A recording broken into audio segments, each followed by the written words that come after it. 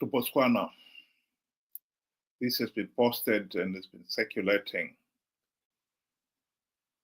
The country is enjoying over 40 years of uninterrupted economic growth, fueled by diamonds, good governance, and smart policies. Congratulations. I think it is good to celebrate with countries like Botswana their success,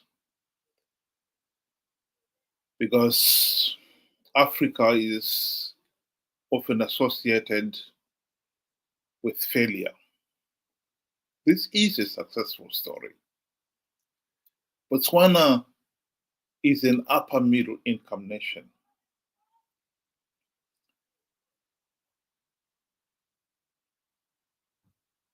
And we in Zimbabwe, at least according to Mnangagwa, we are aspiring to attain that position of upper middle income nation in 2030. Although the truth is, of course, all signs are that we are a failed nation whose economy is in total shambles.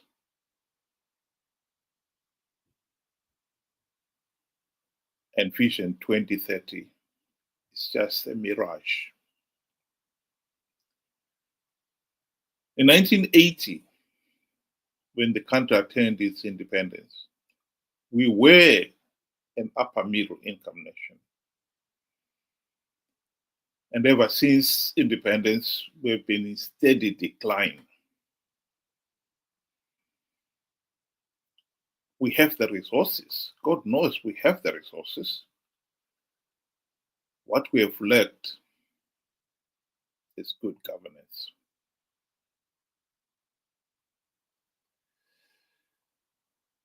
Zimbabwe, both ruling party and opposition, have proven to be breathtakingly incompetent and corrupt. Hence the reason the country is in this state. I know some of the die-hard opposition supporters would say, oh, I shouldn't say the opposition are also corrupt and incompetent. Of course they are. The opposition was elected to implement the democratic reforms which would have ended the ZANU-PF de facto one-party state. They had the golden opportunity to implement those reforms in 2008 to 2018. And they failed to implement even one token reform. And so Zimbabwe has suffered the double curse of having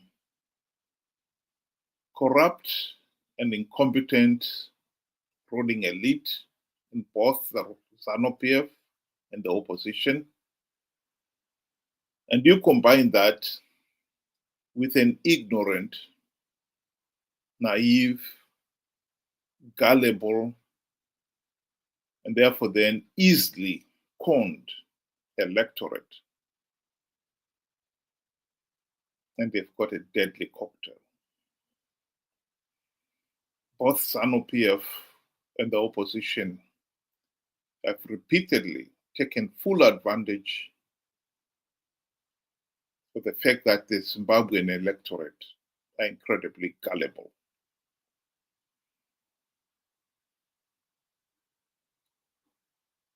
When Mnangagwa and company staged the coup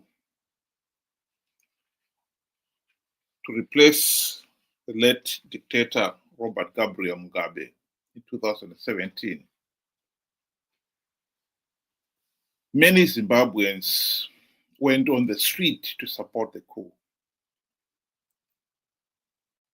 Why? Because they believed that the change from Mugabe to Mnangagwa would be an improvement.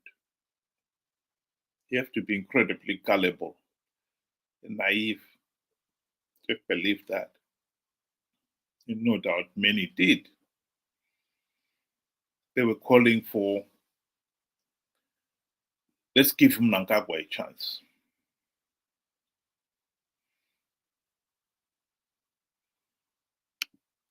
A chance to do what? They should have asked themselves. But that's what we are talking about here.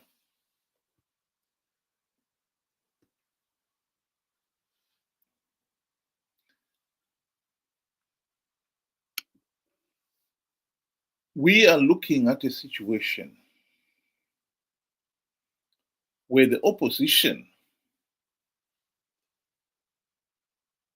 number one task was to implement the democratic reforms. And yet in 25 years of MDC, Triple C being on the political stage, they failed to implement even one token reform. Why?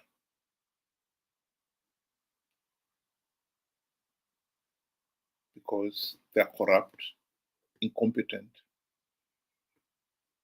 and they're sellouts. And what is disappointing here is that their supporters, even now with the benefit of hindsight, still do not accept that the opposition is corrupt and incompetent. And so we have had 45 years of independence, and still we cannot hold free, fair, and credible elections. Someone was posting this on the social media, and the caption on the photograph was, on the left is where the gold is coming from. The gold, the diamonds, the lithium, and other precious minerals are coming from. And on the right is where the gold is going.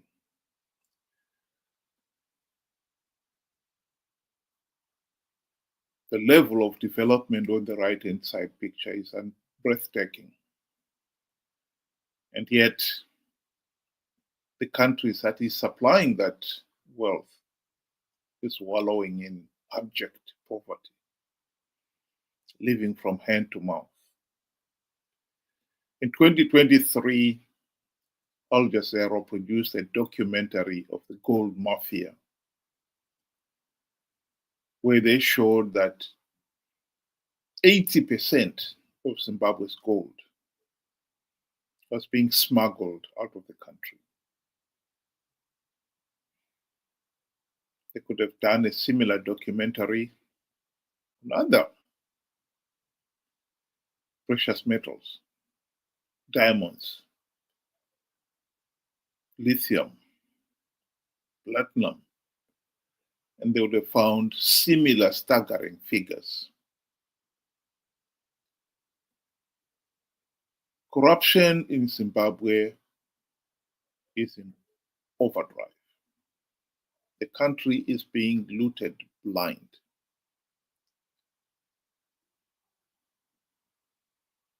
And what is worse for the country, makes it a double case, is that the looted wealth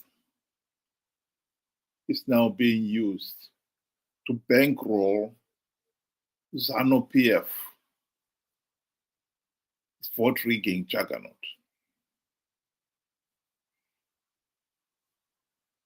Many people believe that Mnangagwa must have spent at least $5 billion in the 2023 elections alone.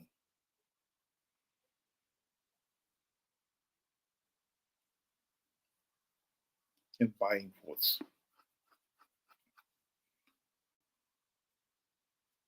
We all know the number of different groups that benefited from his generosity. You only had to say what you are going to do to help the regime. And it doesn't matter how corrupt that may be.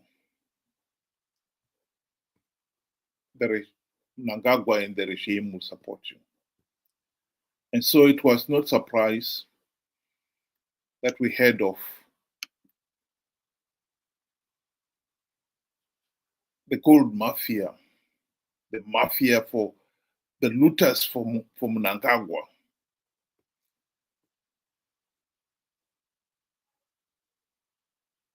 And other groups whose activities are dubious. And yet, if they promised Mnangagwa that they will help to keep him in power, it was okay.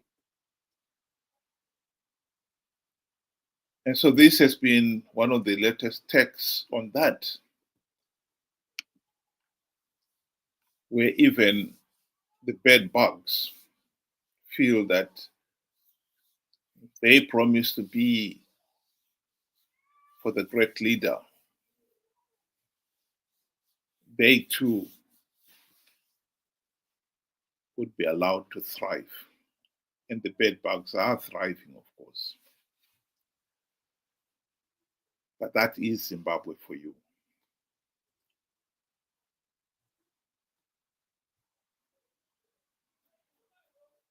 The situation is not going to change. Let's be very clear on that. As long as Zimbabwe is unable to hold free, fair, and credible elections, the situation in the country is not going to change.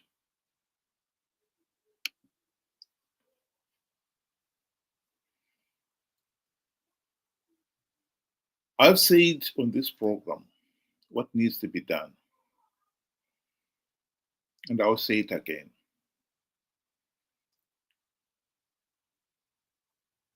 Zimbabweans should stop participating in flawed elections that are so flawed, so illegal, that the only logical thing to do is to withdraw. They've not been doing so out of greed. The opposition have been participating in these flawed elections out of greed. And they've conned their supporters to participate.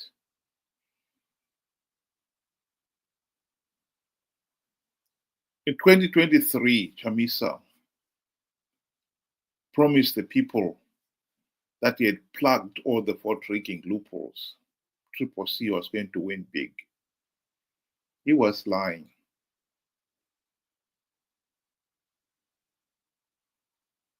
What is so disappointing here is that this is not the first time he has lied. The people themselves were told in 2018 that MDC alliance had plugged or had stringent measures to stop ZANU-PF rigging the elections. He was lying, of course. And they've been warned again and again that if you participate in these flawed elections, you only give ZANU-PF legitimacy. And yet they've continued to participate. Coming back to what I've been saying at the beginning of this discussion, that Zimbabwe has the double case of having corrupt, incompetent, ruling elite, and ignorant electorate. It is not rocket science to know what constitutes free, fair, and credible elections in this day and age. And yet, you find people participating in flawed elections because they have not stopped to think what constitutes free, fair, and credible elections and demand that for themselves. Countries like Botswana, South Africa particularly, they have managed to hold free, fair, and credible elections consistently. Why Zimbabweans have failed to do so beggars belief. How anyone could be conned into believing they could win rigged elections, even after 45 years of ZANU-PF rigging elections, beggars belief.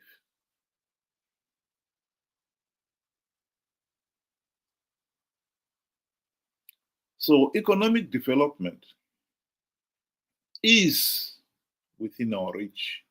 We are capable of achieving the same thing that the countries like Botswana have done. All we need is good governance. And in our case, we will never get good governance as long as we fail to cure ourselves of the curse of rigged elections. Until we cure ourselves from participating in election processes that are so flawed and illegal that the only rational thing to do is, in fact, to stop participating. And yet we have consistently participated because we have been so gullible. We have believed that nonsense, that we don't need democratic reforms because we can win rigged elections. How naive can you be? Nations get the government they deserve. We in Zimbabwe have got to admit it. We do deserve the corrupt, tyrannical, and murderous ZANU-PF dictatorship, complete with its entourage of equally corrupt, incompetent, and utterly useless MDC-CCC.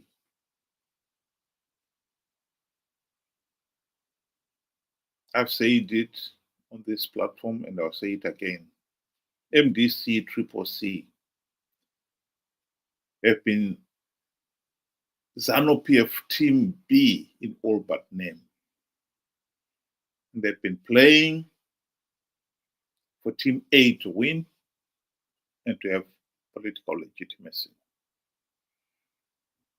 And we, the people, must wake up to that reality. Think about it. Thank you very much. Have a good day.